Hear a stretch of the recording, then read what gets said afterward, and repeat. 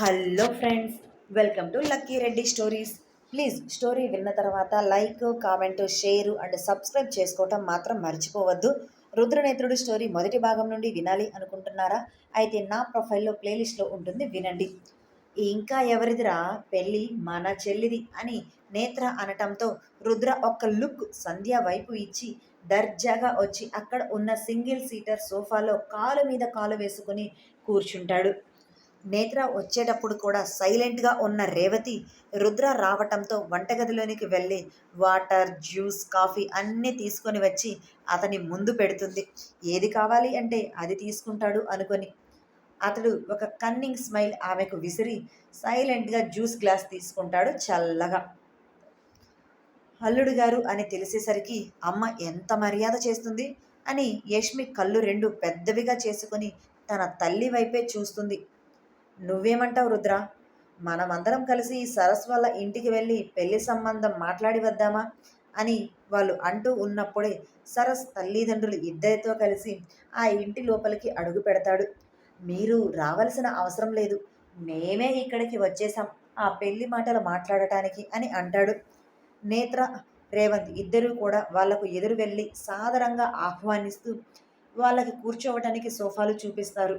వాళ్ళు కూర్చుంటే పెళ్లి గురించి మాట్లాడటానికి మిమ్మల్ని ఇక్కడికి ఎవరు పిలిచారు అని నేత్ర రుద్ర వైపు అనుమానంగా చూస్తూ అడిగితే, ఇంకెవరు, రుద్రగారే పిలిచారు అని అనటంతో నేత్ర అనుమానం నిజమై చిన్నగా నవ్వుకుంటాడు.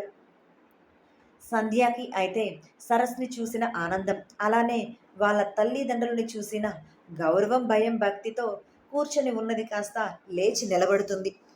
అందరూ కూడా మాట్లాడుకుంటూ ఉంటారు పెళ్లి గురించి. ఒకరి గురించి ఒకరు పరిచయం చేసుకుంటూనే పెళ్లి మాటల్లో పడిపోతారు.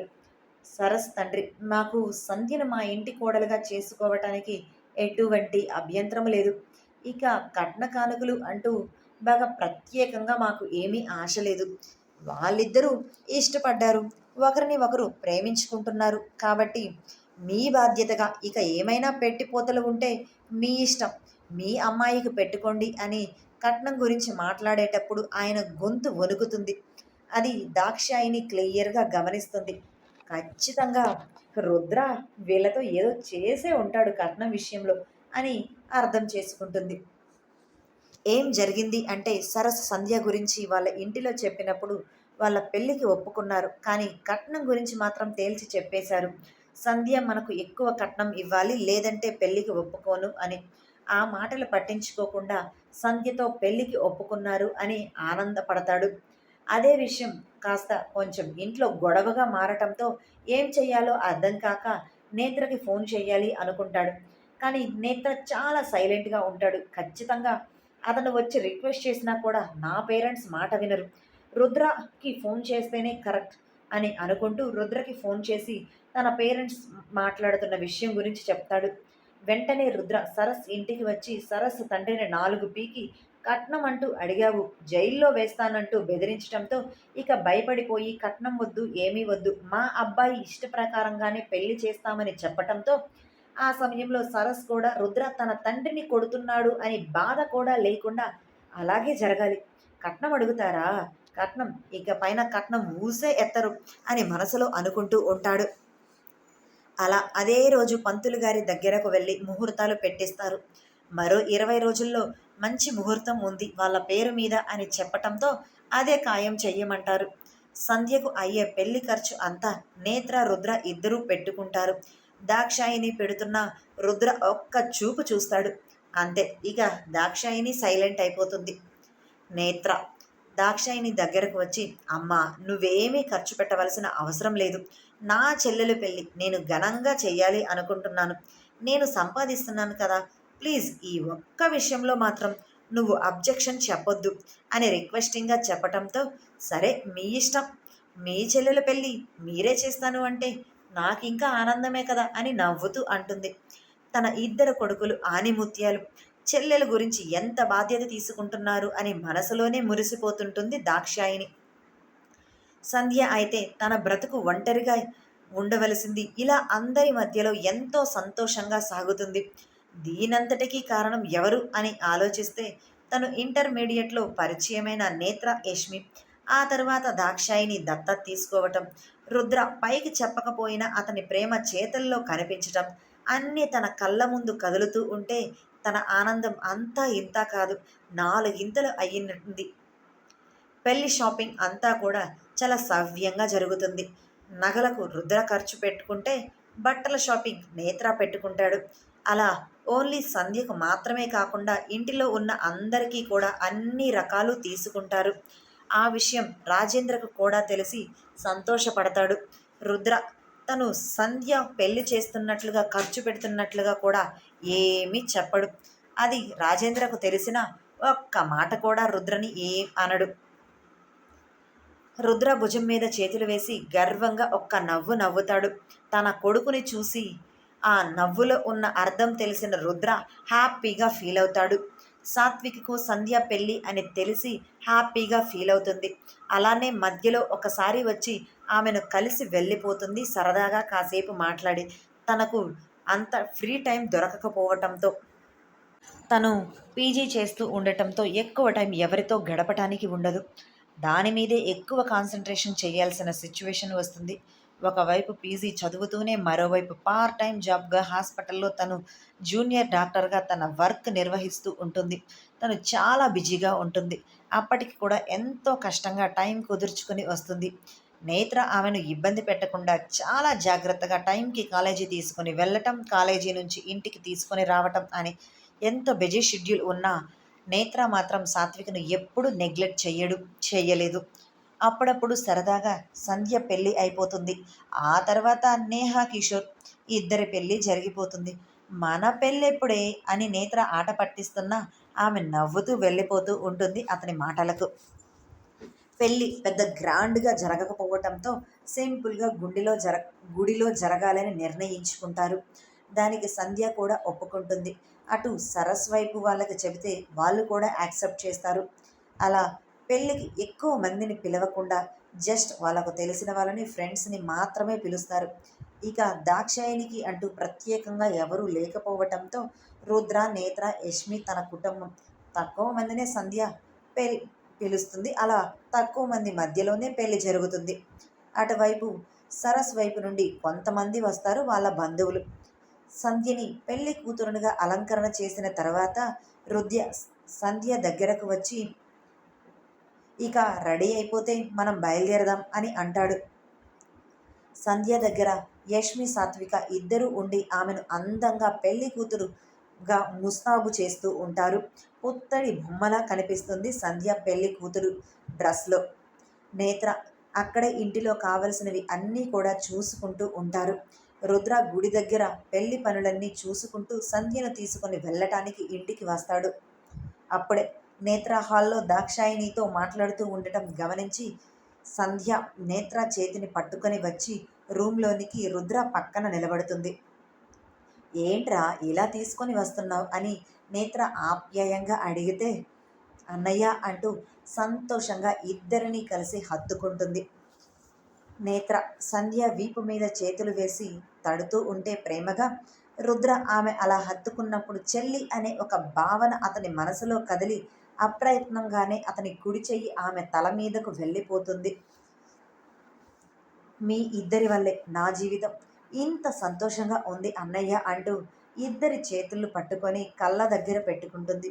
ఆ కళ్ళల్లో నుంచి వచ్చిన ఆనంద బాష్పాలు ఇద్దరి చేతులని కూడా తడిపేస్తుంటాయి. అంత ఆనందంగా ఉంది సంధ్య. నేత్ర తన చేతిని వెనక్కి తీసుకొని, ఏంట్రా ఇది, ఈ టైంలో ఇలా ఎవరైనా ఏడుస్తారా అంటూ సంధ్య కన్నీళ్లు తుడుస్తుంటే రుద్ర ఏమీ మాట్లాడకుండా సంధ్యను దగ్గరకు తీసుకుని ప్రేమగా నుదుటి మీద ముద్దు పెట్టి, నీ జీవితం ఎప్పుడు ఇలానే సంతోషంగా ఉంటుంది, అది ఈ అన్నయ్యల బాధ్యత, అలా ఈ అన్నయ్యలు ఇద్దరూ చూసుకుంటారు అని హామీ ఇస్తాడు. నీ సంతోషం బాధ అయినా సంతోషమైన నీ కళ్ళ వెంట ఇలా కన్నీరు రావటం ఈ అన్నయ్యకు ఇష్టం లేదు అని చాలా నార్మల్గా చెప్తాడు.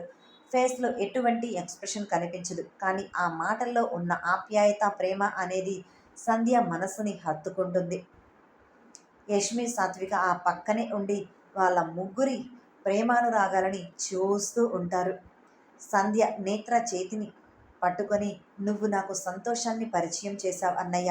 నీ వల్లే ఇదిగో ఇప్పుడు ఇలా ఇంత కుటుంబం మధ్య ఇంత మంచి ఆనందం దొరికింది. ఆ రోజు నేను నీకు ఉన్నాను అంటూ అన్నయ్యగా నువ్వు రాకపోతే నా జీవితం ఎలా ఉండేదో. ఇప్పుడు నువ్వు పరిచయం అయిన తర్వాత నా జీవితం కలర్ఫుల్గా రంగులమయంగా మారిపోయింది అని చెప్తుంది. ఆ తర్వాత రుద్ర వైపు తిరిగి రుద్ర చేతులు పట్టుకొని, ఆ అన్నయ్య సంతోషాన్ని ఇస్తే నువ్వు నాకు జీవితాన్నే ఇచ్చావు అన్నయ్య అని రుద్ర కళ్ళల్లోనికి చూస్తూ చెబుతుంది. సంధ్య మాట్లాడిన మాటలకు అర్థాలు ఏంటో అని యష్మి, సాత్విక, నేత్ర ముగ్గురు కూడా ఆలోచిస్తూ ఉంటారు. నేత్ర ఆమె మాటలకు ఒక కన్ను ఎత్తి చూస్తుంటే, అదే అన్నయ్య, నాకు మరో అన్నయ్యగా మారి జీవితాన్ని అందిస్తున్నావు కదా. సరస్ వాళ్ళ కుటుంబంతో నా పెళ్లి గురించి మాట్లాడి ఒప్పించి అని అంటుంది. సంధ్య మాటలు చెప్పిన విధానం, మీనింగ్ ఏంటో ఆమె నోటితోనే చెప్పటంతో, ఓహో అలా అంటుందా అని నార్మల్గా అనుకుంటారు ముగ్గురు. సంధ్య చెప్పింది ఆ మాటలు కాదు, ఆ మాటలకు వేరే అర్థం ఏదో ఉంది అని బయట ఉండి వాళ్ళ మాటలు వింటూ ఉన్న దాక్షాయిని గ్రహిస్తుంది. ఆమె కళ్ళల్లో కూడా ఏదో తెలియని కొత్త భావన దాక్షాయిని గమనిస్తుంది. తను గమనించినది ఇది అని వాళ్లకు చెప్పదు. అవునా కాదా అని సందేహంగా కూడా అడగదు. తనకు తెలుసు సంధ్య ఎందుకు అలా మాట్లాడింది అనేది. దాక్షాయిని లోపలికి వచ్చి, ఇక మీ మాటలు కబుర్లు అయిపోతే త్వరగా పెళ్లి మండపం దగ్గరకు వెళ్ళాలి. వాళ్ళు ఇప్పటికే 4 సార్లు ఫోన్ చేశారు బయలుదేరారా లేదు అంటూ. కాబట్టి మనం ఇక్కడ నుంచి త్వరగా బయలుదేరాలి గుడి దగ్గరకి అని అంటుంది. రుద్ర ఏమీ మాట్లాడక అక్కడి నుంచి బయటకు వెళ్ళిపోతాడు. నేత్ర సంధ్య వాళ్ళతో కలిసి బయటకు వస్తాడు. అలా కారులో అందరూ కలిసి గుడి దగ్గరకు బయలుదేరి వెళ్తారు. వాళ్ళతో రుద్ర బైక్ మీద వస్తాడు చుట్టూ గమనిస్తూనే. రుద్రకి ఏది కరెక్ట్గా అనిపించటం లేదు. తనని ఎవరో పట్టి పట్టి చూస్తున్నారు, గమనిస్తున్నారు అని అనిపిస్తూ ఉండటంతో ముందు వాళ్ళని కారులో పంపించి తను వెనకాల బైక్ మీద చుట్టూ అబ్జర్వ్ చేస్తూ ఉంటాడు. కానీ అనుమానంగా ఎవ్వరూ ఎక్కడా కనిపించకపోవటంతో నార్మల్ అయ్యి గుడికి చేరుకుంటాడు రుద్ర. గుడిలో మహేంద్ర గారు సొంతంగా తన కూతురు పెళ్లి జరుగుతున్నట్లుగా హడావుడి చేస్తూ, ఏంటి ఇంత లేటుగానా వచ్చేది? పెళ్లి ముహూర్తానికి టైం అవుతుంది, త్వరగా రండి. ఏంటమ్మా దాక్షాయిని, నువ్వైనా చెప్పాలి కదా, పెద్దదానివి, తొందర చేయొద్దు. పిల్లలు వాళ్ళు లేట్ చేస్తారు, నువ్వే తొందర చేసి తీసుకొని రావాలి అని వాళ్ళని తొందర పెడుతూ ఉంటాడు. దాక్షాయిని మహేంద్ర మాటలకు నవ్వుతూ లోపలికి వస్తుంటుంది. మహేంద్ర అంత హడావుడి చేస్తూ ఉండటంతో సంధ్య కూడా చాలా ఆనందంగా అనిపిస్తుంది. పంతులు గారు సరస్తో పూజ చేయిస్తూ ఉంటారు. ఆ తర్వాత సంధ్యను తీసుకొని వచ్చి అతని పక్కన కూర్చోబెడతారు. అలా పెళ్లి జరుగుతూ ఉంటుంది. అందరూ కూడా ఆనందంగా జరుగుతున్న పెళ్లిని చూస్తూ ఉంటారు. పెళ్లి చేసుకుంటున్న సరస్సు, సంధ్య ఇద్దరి మనసులో కూడా ఆనందం వెల్లివిరుస్తుంది. సరస్ తల్లిదండ్రులు ఇద్దరూ కూడా కట్నం రావటం లేదు అని మొదట్లో కష్టంగా ఒప్పుకున్న, రుద్ర భయపెట్టాడు అని ఏదో భయంతో వాళ్ళ ప్రాణాలు కాపాడుకోవటానికి జైలుకు వెళ్ళకూడదు అని ఒప్పుకున్నారు. ఇప్పుడు రుద్ర సంధ్యకు కట్నం కింద ఒక పెద్ద ఇంటిని ఇస్తాడు. అది వాళ్లకు ఆనందాన్ని ఇవ్వటంతో ఈ పెళ్లి ఇంకా మనస్ఫూర్తిగా ఒప్పుకున్నట్లుగా ఆనందంగా మోకవడలు అని ఆమెను చూస్తూ ఉంటారు. నేత్ర కూడా 10 లక్షల వరకు మనీ ఇస్తాడు. నా చెల్లెలు పుట్టింటి తరపు నుంచి వస్తున్న మనీ అంటూ వాళ్ళ చేతుల్లో పెట్టడం ఇంకా వాళ్ళకి ఆనందాన్ని ఇస్తుంది. అలా రుద్ర, నేత్ర ఇద్దరు ఒకరికి తెలియకుండా ఒకరు మనీని తన చెల్లెల తరపు నుండి ఇస్తారు దంపతులకు, సరస్ తల్లిదండ్రులకు. వాళ్ళు అది చూసి మొదట రుద్ర కోప్పడిన ఇప్పుడు బాగా ఇస్తున్నాడని, డబ్బులు ఇబ్బంది ఏమీ లేదు, మన అనుకున్న కట్నం వచ్చేసింది అని ఆనందంగా ఫీల్ అవుతారు. అలా కరెక్ట్గా సరస్ సంధ్య మెడలో తాళి కడుతూ ఉండగా అప్పుడే అక్కడికి రాజేంద్ర ఎంటర్ అవుతాడు. ఎటువంటి బందోబస్తు లేకుండా తను అక్కడికి వస్తున్నట్లుగా కూడా ఎవ్వరికీ తెలియకుండా జస్ట్ తన పర్సనల్ సెక్యూరిటీ అయిన ఒక 2-3 తీసుకుని మాత్రమే ఆ పెళ్ళికి అటెండ్ అవుతాడు. రుద్ర రాజేంద్రను చూసి, థ్యాంక్స్ డాడీ, వస్తున్నందుకు. నేను చెప్తే మీరు వస్తారో రారో, బిజీగా ఉంటారేమో అని అనుకున్నాను అంటూ రాజేంద్రను అక్కడికి తీసుకొని వస్తాడు. నువ్వు చెప్పిన తర్వాత నేను రాకుండా ఉంటానారా? ఇక్కడ పెళ్లి జరుగుతుంది ఎవరిది? నా కూతురిది అనటంతో దాక్షాయిని కోపంగా ఒక్క చూపు చూస్తుంది. ఆ చూపులో కూడా ప్రేమ బాణాలులా అని అతనికి అనిపించి నవ్వుతూ ఉంటాడు. అలా గుడిలో సింపుల్గా జరిగినా కూడా పెళ్లి నలుగురి మధ్యలో చాలా ఆనందంగా జరుగుతుంది. అలా అందరూ వాళ్ళని ఆశీర్వదిస్తుంటే నేత్ర సాత్విక ఇద్దరు దాక్షాయిని రాజేంద్ర ఇద్దరిని తీసుకొని వచ్చి ఆశీర్వదించండి కొత్త దంపతులని అని చెప్తారు. దాక్షాయిని ఇబ్బంది పడ్డా ఆ టైంలో కూతురు సంతోషం కోసం ఆలోచిస్తూ ఎటువంటి గొడవ చెయ్యకుండా ఉండటం బెస్ట్ అని మనసులో అనుకుంటూ సరే అంటూ భార్యాభర్తలుగానే వాళ్ళిద్దరూ కొత్త జీవితాన్ని మొదలు పెడుతూ ఉన్న దంపతులను ఆశీర్వదిస్తారు. దాక్షాయిని వద్దు అతనితో నేను కలిసి ఆశీర్వదించను అని గొడవ చెయ్యకుండా సైలెంట్గా ఉండటంతో రాజేంద్ర మనసులో ఆనందం ఉప్పొంగిపోతుంది. ఆమెను ఎలా ప్రేమగా చూస్తూనే వాళ్ళని ఆశీర్వదిస్తాడు. అలా సరస్సు సంధ్య పెళ్ళి చాలా హ్యాపీగా జరిగిపోతుంది. రుద్ర నేత్ర ఇద్దరు సరస్ దగ్గరకు వచ్చి హ్యాపీ మ్యారేజ్ లైఫ్ అని చెబితే సాత్విక యష్మి ఇద్దరూ కూడా సంధ్య దగ్గరకు వచ్చి సరదాగా నవ్వుతూ కబుర్లు చెప్తూ మాట్లాడుతూ ఉంటారు. ఆ గుడిలోని దేవుడి దర్శనం చేసుకుని ఇంటికి బయలుదేరుతారు అందరూ. అక్కడ ఇంటికి కొత్త కోడలికి దిష్టి తీసి హారతి ఇచ్చి లోపలికి ఆహ్వానిస్తారు. సంధ్య తన భర్తతో కలిసి ఇంటి లోపలికి కుడి కాలు పెట్టి వచ్చి ఆ ఇంటిలో దీపం వెలిగిస్తుంది. ఆమెను అక్కడ వదిలిపెట్టి సంధ్య సాత్విక దాక్షాయిని అందరూ కూడా వెళ్ళిపోతారు. సంధ్య బాధగా వారిని చూస్తుంటే ఇక నుండి ఇదే నీ ఇల్లు సంతోషంగా ఉండు అని ప్రేమగా చూసుకుంటారు వీళ్ళు అని చెప్పి అందరూ కూడా వెళ్ళిపోతారు. రుద్ర సరస్ వైపు ఒక్క లుక్ ఇస్తాడు. సంధ్య బాధపడిందో నీకు మూడింది అన్నట్లుగా అతని చూపు ఉండటంతో అలా ఏమీ జరగదు సార్ అన్నట్లుగా భయంతోనే వణికిపోతూ రుద్ర వైపు చూస్తుంటాడు సరస్. వాళ్ళ భయం చూసి సంధ్య సంతోషంగా ఉంటుందిలే ఏమీ చెయ్యర్లే అని అనుకొని రుద్ర వెళ్ళిపోతాడు. నేత్ర కూడా వాళ్ళతో కాసేపు మాట్లాడి వెళ్ళిపోతారు. అలా 2 రోజులు హ్యాపీగా గడిచిపోతాయి. సాయంత్రం 6 గంటల సమయంలో రుద్ర యష్మి ఇంటికి వస్తాడు. అప్పటికి ఇంకా రేవంత్ ఇంటికి రాలేదు. రేవతి వంటగదిలో పని చేసుకుంటూ ఉంటే యష్మి ఆఫీస్ నుంచి ఇంటికి వచ్చి తన రూమ్లో ఫోన్లో వీడియోస్ చూసుకుంటూ బిజీగా ఉంటుంది. రుద్రని చూసిన రేవతి కంగారు ఎక్కువ అయిపోయి అయ్యో ఎప్పుడు వచ్చారు బాబు, నేను మీరు వచ్చింది చూడనే లేదే అని అంటుంది. ఆమె మాటలని తడబాటుని ఏమాత్రం పట్టించుకోకుండా ఆమె వైపు ఒక లుక్ ఇచ్చి నీ కూతురు ఎక్కడా అని సీరియస్గా అడుగుతాడు. ఆమె తనకు తెలియకుండానే వేలిని రూమ్ వైపు వేలెత్తి చూపిస్తుంది.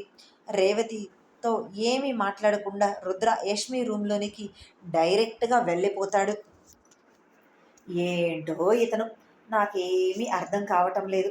సరే వచ్చాడు కదా, ఏమైనా తింటాడేమో తాగుతాడేమో అడుగుదామా అనుకుని 2 అడుగులు ముందుకు వేసి కూడా అవసరమైతే యష్మి వస్తుందిలే. ఏంటో ఇతనిని చూస్తుంటే నాకు ఏదోలా అనిపిస్తుంది. ఇంటికి అల్లుడు వస్తే ఏమైనా ఇవ్వాలి కదా అని అనుకుంటూ పకోడీలు చేయటానికి కిచెన్లోనికి వెళ్ళిపోతుంది రేవతి. ఏం చేస్తున్నావే అంటూ పక్కనే కూర్చుంటూ అడుగుతాడు యష్మిని రుద్ర. రుద్ర నువ్వెప్పుడొచ్చావు? అతను చేతులు పట్టుకొని భుజం మీద వాలిపోయి ఏం లేదు, టైంపాస్ కాకపోతే ఏదో అలా వీడియోస్ చూస్తూ ఉన్నాను. ఇన్ని రోజులకు కుదిరిందా అయ్యగారికి నీకు నా దగ్గరకు రావటానికి అని అతని మీసం పట్టుకొని లాగుతూ అడుగుతుంది యష్మి. సర్లే ఇప్పుడో ఎప్పుడో వచ్చాను కదా, చెప్పు ఏంటో విశేషాలు వింటాను అని అతను ఆమెను తన మీదకు లాక్కుంటాడు. రేయ్ ఏం చేస్తున్నావురా, ఇలా చేస్తే ఎవరైనా చూస్తే ఏమైనా అనుకుంటారు అని అంటుంది. ఏం చేస్తే నీకెందుకు, నా పిల్లం నా ఇష్టం అంటూ అతని వేలితో సుతారంగా ఆమె మెడ మీద రాస్తూ అంటాడు. రుద్ర ప్లీజ్ నువ్వు ఇలా చేయొద్దు, నాకు ఏదేదో అయిపోతుంది అంటూ అక్కడి నుండి దూరం జరగాలి అని ట్రై చేస్తుంది. కానీ అతను మరో చేతితో ఆమెను దూరం వెళ్ళనివ్వకుండా దగ్గరగా లాక్కొని ఆమె ఫేస్ మీద పడుతున్న వెంట్రుకల మీద గాలి ఊదుతాడు. అవి అలా వెనక్కి వెళ్ళిపోయి మరలా ఆమె ఫేస్ మీదకే వచ్చి పడతాయి. అప్పుడే రేవంత్ ఇంటి లోపలికి రావటంతో రేవతి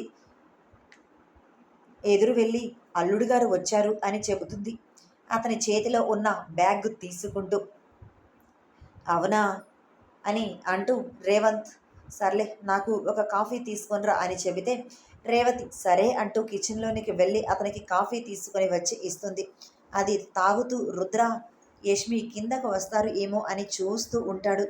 వాళ్ళు ఎంతకీ రాకపోయేసరికి అతని రూమ్ దగ్గరకు వెళ్ళి డోర్ నాక్ చేస్తాడు. ఆ డోర్ సౌండ్ అవ్వటంతో అది అమ్మా నాన్న ఎవరో వచ్చినట్లుగా ఉన్నారు, ప్లీజ్ రుద్ర నన్ను వదిలిపెట్టు అని ఆమె అంటూ ఉంటే ఆమెను ఏమాత్రం వదిలిపెట్టకుండా ఆమె మెడ మీద తన మీసాలతో గిలిగింతలు పెడుతూ నాకు నిన్ను వదిలిపెట్టాలని అస్సలేదు, ఇలానే గట్టిగా పట్టుకోవాలి అనిపిస్తుంది అని అంటాడు. మరొకసారి డోర్ సౌండ్ కావటంతో ప్లీజ్ అని ఆమె ఫేస్ చిన్నగా పెట్టి రిక్వెస్టింగ్గా అడగటంతో సరే పద అంటూ ఆమెను వదిలిపెట్టి తనే వెళ్ళి స్వయంగా డోర్ ఓపెన్ చేస్తాడు. ఎదురుగా ఉన్న రేవంత్ని చూసి తన కళ్ళు చిన్నవి చేస్తాడు. ఈ టైంలో నా మామ ఎందుకు వచ్చి మమ్మల్ని డిస్టర్బ్ చేస్తున్నాడు అని మనసులో అనుకుంటూ నీతో మాట్లాడాలి కిందకు రండి అంటూ ఇద్దరితో చెప్పి కిందకు వెళ్ళిపోతాడు రేవంత్. కానీ వాళ్ళ రియాక్షన్స్ చూడకుండా ఏంటబ్బా నా మామ ఇంత సీరియస్గా ఉన్నాడు, ఏం మాట్లాడాలి నాతో అంతగా ఇప్పుడు అని ఆలోచిస్తూనే కిందకు వస్తాడు. యష్మికి చాలా ఇబ్బందిగా అనిపించి రుద్ర వెనకే కిందకు వస్తుంది.